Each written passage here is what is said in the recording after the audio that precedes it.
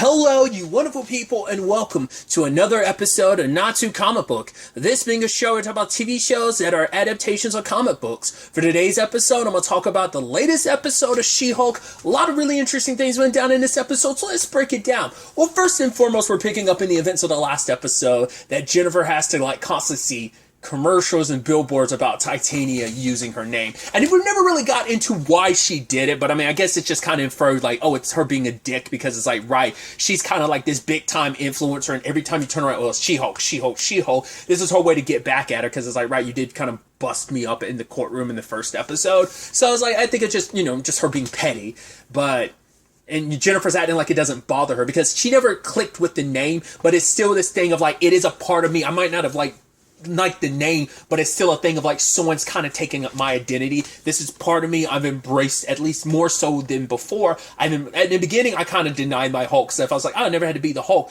but now it kind of is well, I'm kind of forced to do that for my job. But she's embraced her Hulk side so much more because people do seem, interested in that side of herself. But then you start getting into that double-edged sword of last episode of is that all people want you to? It's they don't see Jennifer Walters, they just see She-Hulk, and they think, oh, She-Hulk's amazing, but Jennifer Walters, not so much. So I think that's going to be an interesting thing for Jennifer to kind of deal with going forward, just because, jumping around a little bit, when a hot guy that she hooked up with, it's oh, you did, yeah, She-Hulk, yeah. It's if she had presented herself as Jennifer Walters, would you have said, he's not to be rude or anything, but no. It's because for him, it's She-Hulk's amazing, Jennifer's just so plain. Which, once again, it's I think a lot of people can agree, just in general, you're just that's the most unbelievable thing in this show. I think literally the internet can, at least something we can all concede and generally get behind. It's Tatiana Maslany. She's extremely talented and she's super beautiful. There's no way you're just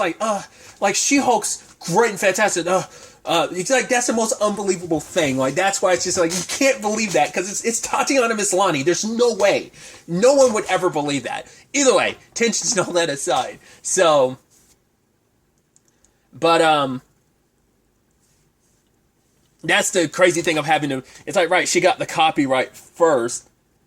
And the fact is, it was interesting because now we get our first case with Mallory, and they didn't dive into it too much, but it was kind of thrown in there of I'm your lawyer. You do what I tell you to do. That's just how this works. And I'm surprised Jennifer didn't put up more of a fight. I guess the reason why she really didn't is because their boss was probably no, you're going to go to Mallory and Mallory's going to represent you. Because she's oh, good thing you're not foolish enough to try and represent yourself. I think she was going to until her boss shut that shit down immediately. He was because we had She-Hulk, we wanted She-Hulk to be kind of the face of our superhuman law division, and now we're getting sued because of this frivolous thing. It's no, we need to settle this quickly. You're not going to fix it. Mallory's going to fix it. So, and kind of bringing her in to kind of, shut shit down. So, her kind of pointing out, she was known as She-Hulk long before Titania labeled it, took the copyright. It was associated with her. And yes, there's the whole thing of her denying it over and over again. But during one of the interviews, during her interview on TV, she ended up saying hey, I guess I am now and forever will be She-Hulk. So she had embraced it, kind of showing her mentality too, that she denied it over and over again. She didn't want that to be all there was to her, and now she got to do more. Now she is embracing it a lot more. Sadly, it involved her having to bring up her dating history, and the first guy being yeah, she was actually, so full of herself, and he's yeah, I can't get down with that. I mean, it's really, bro? I'm it is the jacked up thing of they're trying to make themselves come off better, she was the conceited one. It's I remember, bro, you're the one that was flexing, yeah, I could flex, I could push 600, not even, and I don't even have superpowers, okay? The other guy was yeah, she kept referring to herself in third person as She-Hulk. And as a writer, I found this okay, shut up. And then Todd's just no. She felt she struggled with the She-Hulk thing, but then she found something. He's I'm glad I could be that person that a woman can feel comfortable being herself around. Or he said some shit like that.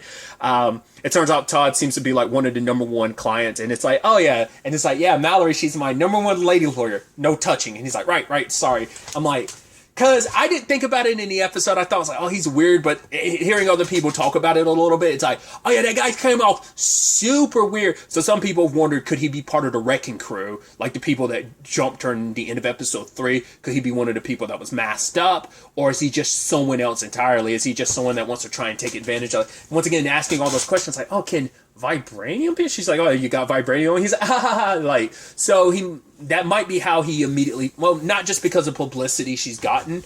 I mean, he might be one of the, well, we know jumping ahead, there is a superhero and it's called Frogman. Maybe that's who he is. Maybe he isn't creepy in that regard. He comes off weird, but maybe he's actually Frogman and well, no, because I don't think, because the person that her mom was trying to hook her up with in like episode 2, that guy's Frogman, so it's not this guy. I was thinking, because she was like, oh, there's a guy, Yusef, who wants to know how to be a superhero. I think that's going to be Frogman, so it's not going to be this guy. Because I was thinking, like, could he be trying, it was like, no, he might be trying to find out about her, and like, maybe he's like some like weird, like, reclusive like billionaire or something, like because she even Mallory said like, oh, he's one of our biggest clients, so his deal is shady, you know. Like I said, I was thinking Frogman for a second, but no, I think he's just like a reclusive guy that wants to experiment on her and stuff. So it could only be like either he is part of the wrecking crew, or most likely he's the guy that hired the wrecking crew to get the blood in. It's like, question is, why? What are you aiming for? Like, you're using it on yourself? You're trying to mass produce Hulks of your own, or what? So I doubt we've seen the last of Todd. We'll probably see him even more as the season progresses, but nevertheless. But she had a parade around her dating experience, and it's like, right, showcasing that, yeah, she had a dating profile. What was it like? God, I forgot what it was she was saying in her About Me section, and Titania looking over to her being like, ew. It's so interesting because like her character, like Jamil's character of Titania is very similar to her character Tahani. God, I was blanking on it for a second. Tahani from The Good Place, because Tahani was like a very superficial character as well. So like, I just think it's kind of funny. Like, she's kind of playing like a similar character. Obviously, like, Tahani grew a lot over the course.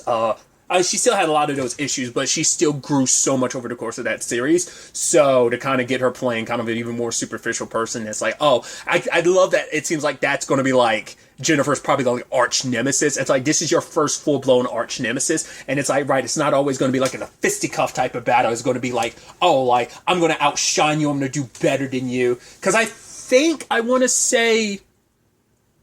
someone had said in the comics, that's always how their scuffles always go down. It's like Jennifer like quickly deals with Titania and is like, cool, I'm done. Like, that's kind of like their shtick in the comics, or something like that. Like, she's like, yeah, she's kind of your arch nemesis, but she's kind of like that annoying arch nemesis that pops up from time to time that can't really do much. It's kind of, you know, it seems like, at least like that's what I heard from someone who was a little more well versed in the She-Hulk comics and stuff, at least to my understanding. Either way, so luckily everything worked out for Jennifer. She got the name and stuff. But that line from Mallory being like, right, don't listen to like that handsome guy or whatever about it. But I do believe that is going to resonate with her more, because it's like, right, people find me as She-Hulk so much more interesting. And it's like, I've been trying to deny that so long. Maybe I should put Jennifer to, because it's like, what's the point? Like, right, me being Jennifer Walters, like, what has it really gotten me? Like, She-Hulk might have got me fired from my job because of all that, but I got a good gig here. I mean, granted, I'm not getting paid like I should be, but there's that. People only want to go on dates with me because I'm She-Hulk. So she might kind of, going forward, might embrace the She-Hulk. Like, what we got in the trailers where we see her really embracing it. I think going forward from this moment on, that might be like what she does. She kind of slides into that even more. I do love that her cousin, was it Ched, shows up, and he's like, yo, like, cuz, could you like sign some of these? She's like, those aren't mine. It's like, what? How could you let that happen? It's like, I didn't let it happen. It's like, Jennifer, like, a copyright usually happens because you didn't do it first, so she ended up doing it first, so that's how that works. And she's just like, thanks, cuz, I really appreciate you explaining shit to me like I'm an idiot or something, you know? But either way, and I love her and Mallory hanging out, and her being like, yeah, I'm glad we're friends now. She's like, did I say that out loud? And Mallory just kind of laughing and just like, oh, I thought that was really cute. But I think they are kind of like potentially worming their way towards becoming potential friends in the future and stuff like that. So. Because I did love that line of like, yeah, like you could literally have superpowers and there's going to be people on the internet who think they could do better than you. It's like some of her date kind of treated her like that, especially that other dude that like completely blew her off when she was just Jennifer Walters. And I think a lot of that's going to really play into that. Like, right, I need to lean into being She-Hulk because that's the only way like anyone's really going to give me any attention. Like Jennifer Walters isn't it, but maybe She-Hulk can be. And kind of finding that equilibrium, I think, is going to be kind of like the end of her arc for this. Maybe we'll see how things kind of play out in the next couple episodes. But I love the whole Pug and Nikki side of things in this episode. I really enjoyed that. The whole element of, oh, they're going to try it out. And I love just like Pug being like, yo, I got like I got a drip guy. It's like, you got what? It's like, I got a drip dealer. It's like calling her Slick Nick and everything. It's like, oh, do you a favor. Yeah, but you got to do me 1 plus interest. He's like, all right, I can live with that. And Nikki's trying to get Jennifer like a suit that fits her just as, you know, that could be applicable to both her as Jennifer Walters, but also her as She-Hulk.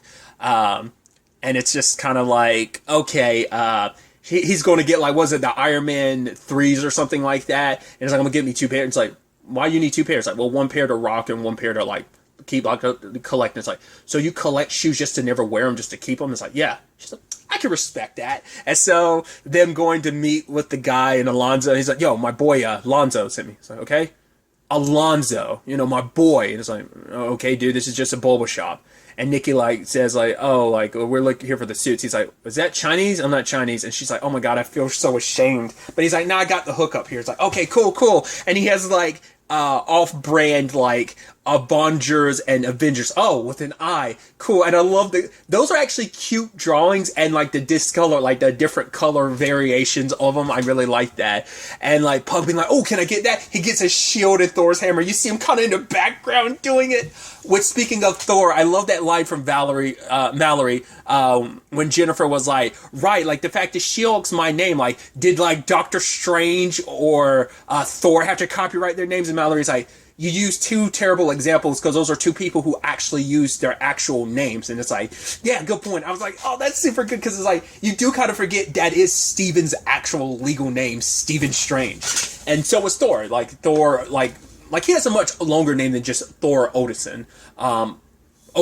But still, it's like, yeah, you did kind of pick it's like, did Tony Stark have to, I mean, what about Captain America? Like, they didn't really get into that, but it's like, that is a conversation that needs to be, I mean, because, you know, Hawkeye probably has to deal with some of that trademark stuff. It's like, well, I mean, is that, there's no way Avengers is in the public domain. So like somebody's getting a slice of like the Rogers musical, especially considering like the like enacting like event, like Hawkeye wants nothing to do with it, but it makes you wonder, did he get any residuals like from like royalties from that or something? We didn't really talk about it during Hawkeye. I mean, I don't think anyone really brought it up, but we know, like, I mean, because of Falcon and the Winter Soldier, we know the Avengers do not get paid. So part of me wonders, are we, this kind of tiptoes into that direction of like, yeah, like who in the MCU has copywritten their name? Like, I mean, I doubt Peter's thought to do that. I mean, well, no one knows about Peter Parker, but I mean specifically Spider-Man.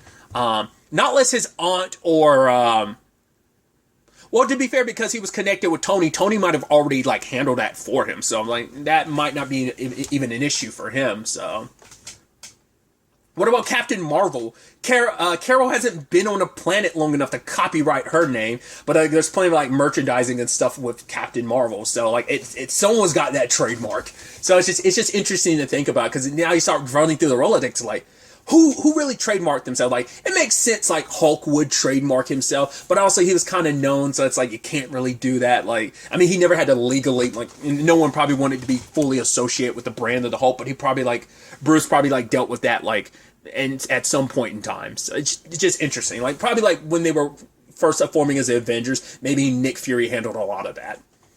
I don't know. I just thought that was kind of interesting. It really kind of gets your mind thinking Rolodex wise. But I love that they ended up having to like buy some gear and just like Pug and Nikki like decked out and all that. It's like, right, the full ensemble. And they're meeting with Luke, who creates a whole bunch of superhero suits. There's probably a lot of in the background like reference, like none of the suits jumped out at me like I immediately recognize them. Obviously the one that the Stinger at the end, of course. But it's interesting knowing like, hey, I guess this is Matt's suit person in this continuity, and it's like knowing that it's just one person. I mean, because we know like they've only really touched on that in Daredevil's like a little bit, like because that guy made not only, well, he made he made a suit for Elektra, he also made one obviously for Matt, but also like he was mainly making one for Wilson. So knowing that this is the suit person in this continuity is kind of interesting. So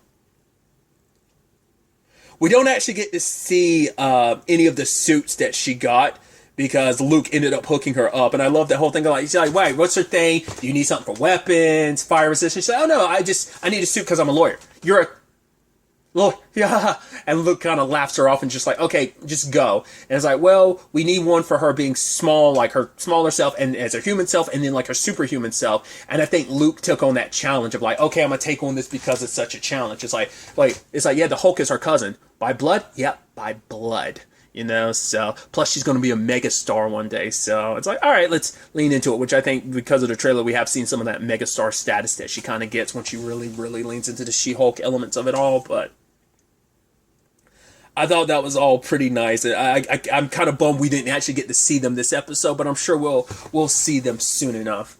Because a lot of people's stuff is like, well, to be fair, we know Sam's is like Wakanda made, like his new suit, his Captain America suit.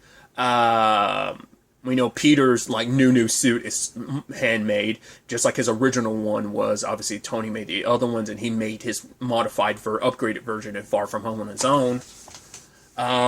Really don't get into the ins and outs of everyone else's suits, but still. I'm really, really interested to see where the next episode ends up taking us going forward with all of this.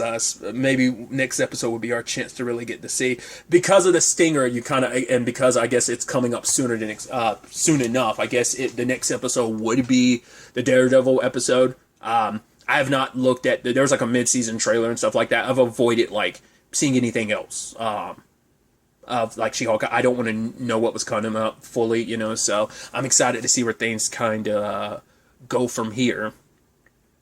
But really, that's all I want to talk about. Till the next time we meet, be happy, be safe, live life to the fullest, and enjoy it. Good day, and goodbye.